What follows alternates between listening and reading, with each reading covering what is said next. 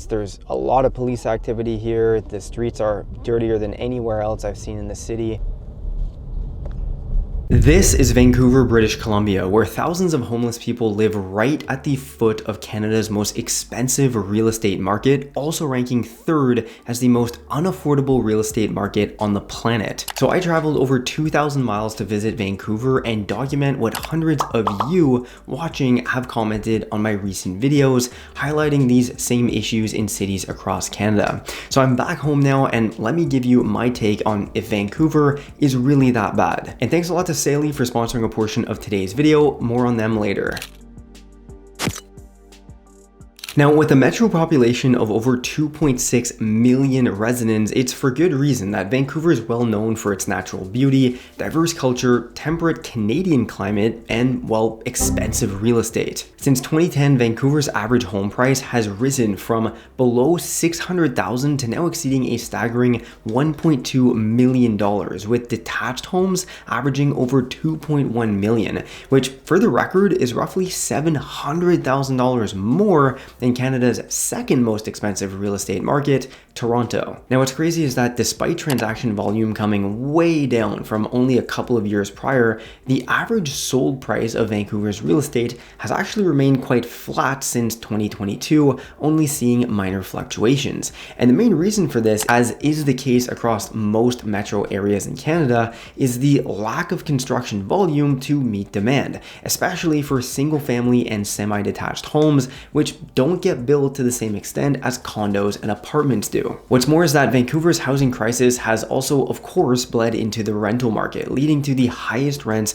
of any Canadian city, with the median rent price sitting at $2,700, which is 40% higher than the national average, certainly not helping the social issues that we'll discuss later in the video. So to attempt alleviating this issue though, the Vancouver City Council has now allowed building multiplex properties of up to 6 strata units or up to 8 rental units on larger lots, formerly limited to single family houses only. And more importantly, the BC government has also passed legislation forcing municipalities to allow for a secondary suite on each lot. Now, driving around Vancouver for a couple of days, I can confidently say that it's apparent that this legislation is being taken advantage of by builders, as the amount of new builds and just active construction projects of housing complexes is very prevalent all over the city, allowing for densification and, well, a lot of traffic. With that covered though, let's head to Vancouver. All right, so we've now spent a day and a half in Vancouver. Like I said earlier, first time that I'm actually in Vancouver, and I must say,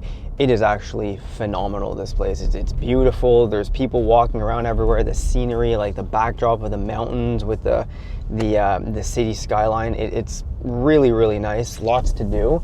And driving around, honestly, is actually extremely clean. And the whole homeless problem that Vancouver is really known for in the media, we've realized is seemingly, at least, very concentrated in one area called Gastown on Hastings Street. So that's actually where we are right now, and we're gonna see what that's looking like in January 2025. So right here we see a shelter actually for women and children only. That's definitely a good thing to see. So all here we're seeing pretty much the only area though that I've seen. We drove pretty much all around Vancouver, North Vancouver, even in Richmond and stuff, and there aren't that many blocks seemingly that have closed down shops except here from what we've seen. If you're from Vancouver, make sure to leave a comment down below to let me know if my assessment seemingly is right or not. But we see here full block except a little market up there, basically a quickie store that is all vacant and boarded up.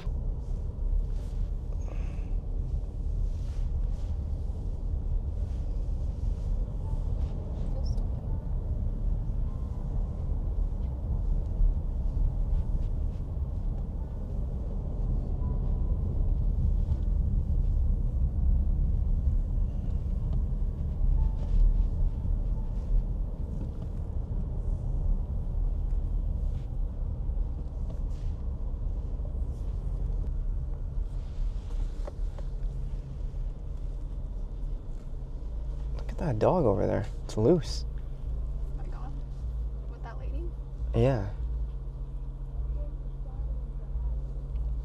Honestly.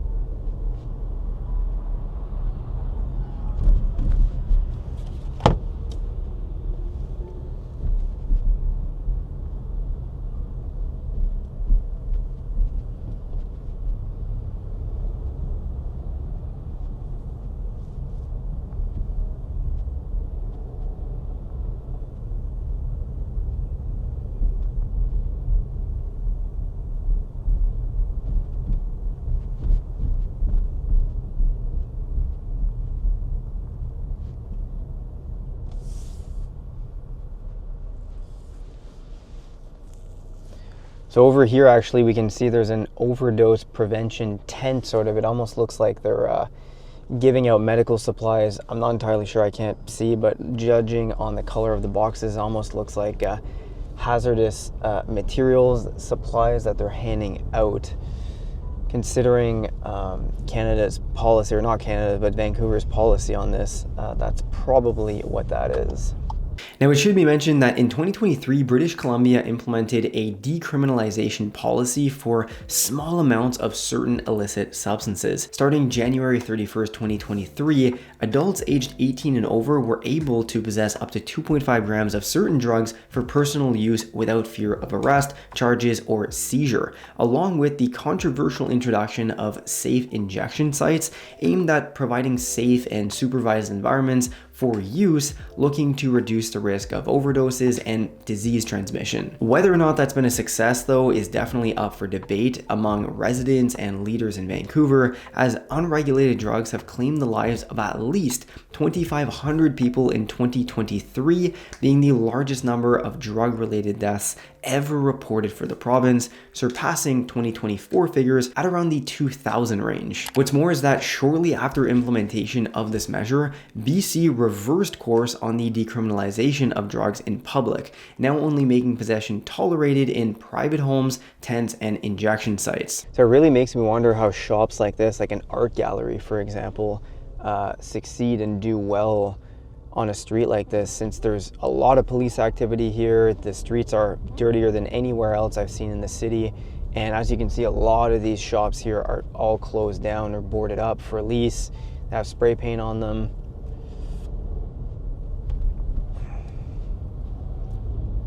But then again, there's also a lot of just Vancouverites walking around here as well.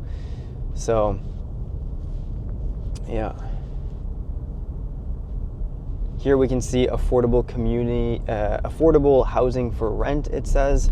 So that's always great to see, especially in an area like this. Now we have an individual in the middle of the street here. I'm just gonna stop at the light.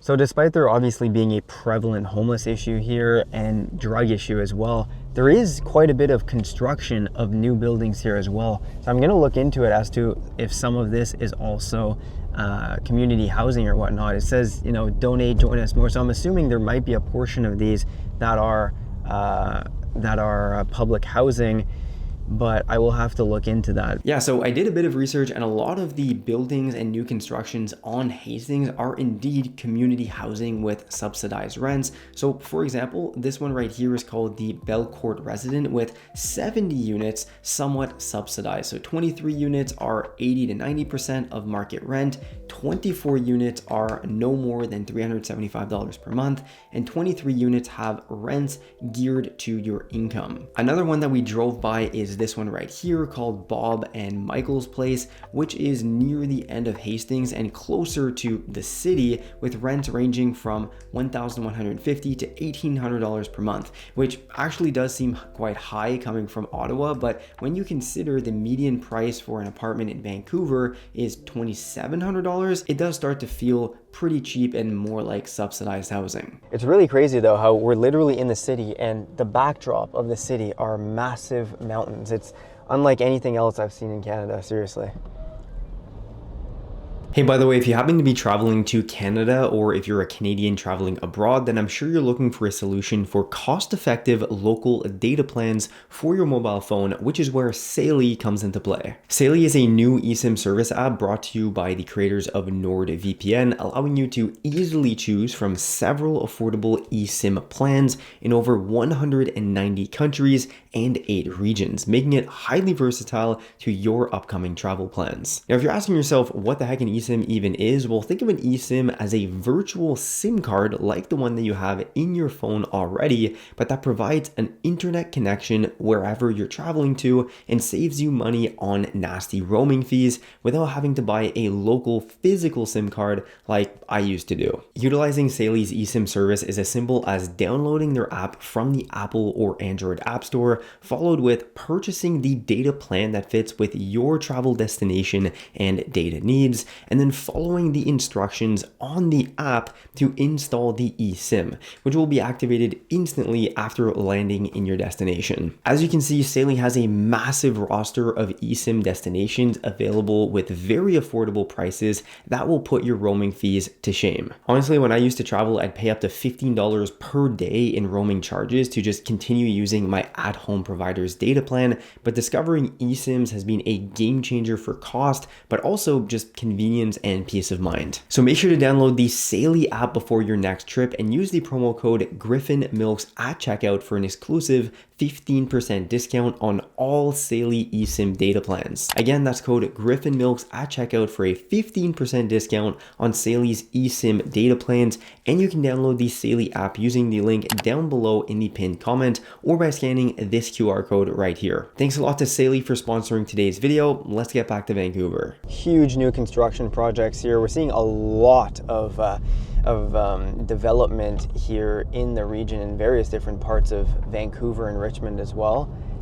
So at least there's a lot of units being built to try and combat the housing crisis, which here we already know is one of the most expensive regions, yes, in Canada, but in the world actually.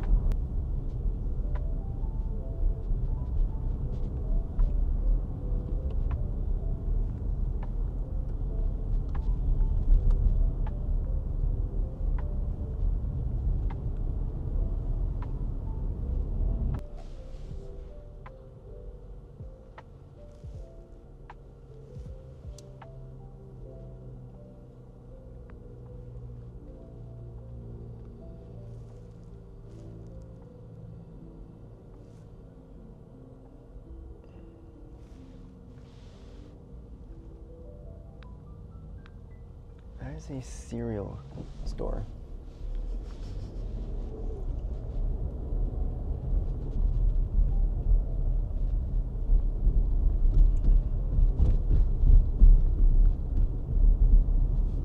So there's definitely a lot of community centers here we're noticing where people are able to go in, get help, at least be inside as well, hopefully potentially even see and receive any type of medical care.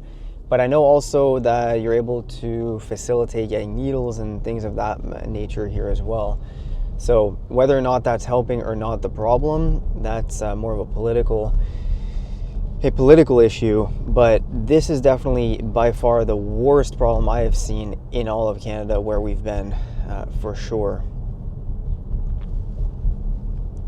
That being said, a lot of the construction does seem to be community housing, which should hopefully help the problem as well over time. It's not a short-term problem and fix, it's not a short-term fix, but at least over time, those are steps that'll help the problem tremendously. So immediately leaving East Hastings Street though, we come into this section where you'd swear we're driving right into Manhattan with the size scale of the buildings. And so that really shows the difference between areas in one single city, right? Anyone who comes to Vancouver, it's immediately evident how much money is here. So to have such a prevalent homelessness issue right beside $100,000, $200,000, $300,000 cars driving around, multi-million-dollar condos, it's definitely pretty wild to see. Alright, so overall, how was Vancouver and how did it compare to all of the other large cities that I visited across Canada? Well, right off the bat, I have to mention that in only the 3 days that I was there, I totally understand why it's such a desirable place to live. And although the price to income ratio for real estate is absolutely crazy and fundamentally not worth it when compared to other areas of the country, I do understand the appeal to live in such a gorgeous place with a temperate climate, which is basically non-existent anywhere else in Canada, being close to the ocean, close to the mountains, and with seemingly a lot more to do even than many other cities across Canada. The thing is, unlike in the US, where as a resident, you can move all around the country and end up settling in an area that you see fit for a combination of your desired lifestyle, climate, culture, and cost of living, this is much harder to achieve in Canada, where no matter where you end up living, you're probably going to be subject to high taxes, high real estate prices, and extremely cold weather, right? Like there aren't really any places in Canada where you can avoid all of these things combined. So although Vancouver is super expensive, you're basically in the only large Canadian city without a proper Canadian winter, right? While I was there in mid-January, it was like 8 degrees, no snow and sun, while it was negative 25 back home here in Ottawa. Additionally, despite there being insane traffic around rush hour, I do have to say that I thoroughly enjoyed the city and what it had to offer. People walking around everywhere, lots of shops, restaurants, parks, really impressive infrastructure actually, and dare I say it even felt American a bit, which is a huge contrast to Eastern Canada. Now when it comes to the prevalence of homelessness and drug use though, it was definitely the worst and most concentrated that I've seen throughout the country, and the downtown east side kind of felt like a mini Skid Row in LA, which I've driven through a couple years ago. As a resident though, most Vancouverites I spoke to tend to just avoid that small pocket of the city anyways, in the same way that I, living in Ottawa, never go down really to the Rideau and Byward Market, and neither do many of my friends and family. It's just become a part of living in a large western city, and no matter where you live, the problem has most likely worsened over the past 10 years. Make sure to let me know down in the comments. Thanks again to Saily for sponsoring today's video. Check them out using the link down in the description and pinned comment using code GriffinMilks at checkout. It really helps support the channel. Also, make sure to watch one of the 2 videos right here to see life in Ottawa and Montreal in 2025. Subscribe, see you in the next one.